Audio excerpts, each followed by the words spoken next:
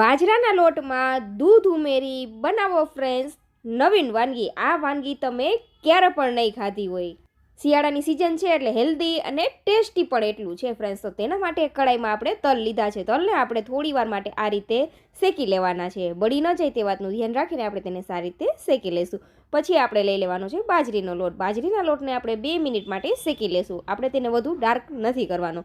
હવે તેને આપણે ઠંડો થવા દેશું. ઠંડો થઈ જાય ને પછી તેની અંદર આપણે દૂધ ઉમેરી દેશું. જેટલો લોટ છે એનો ડબલ આપણે દૂધ ઉમેરીને 10 મિનિટ માટે પલાળી દેશું.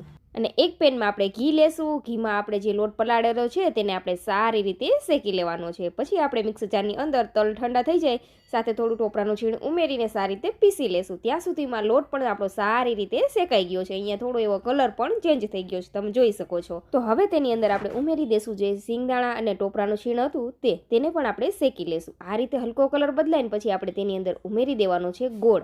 ગોળ સારી રીતે મેલ્ટ થઈ જાય અને કિનારાથી ઘી અલગ થઈ જાય ત્યાં સુધી આપણે તેને થવા દેશું. તો તૈયાર છે ફ્રેન્ડ્સ બાજરાના લોટની નવીન મીઠાઈ. એકવાર આ મીઠાઈ જરૂરથી ટ્રાય કરજો, તમને ખૂબ જ પસંદ આવશે. હેલ્ધી છે અને ટેસ્ટી પણ છે.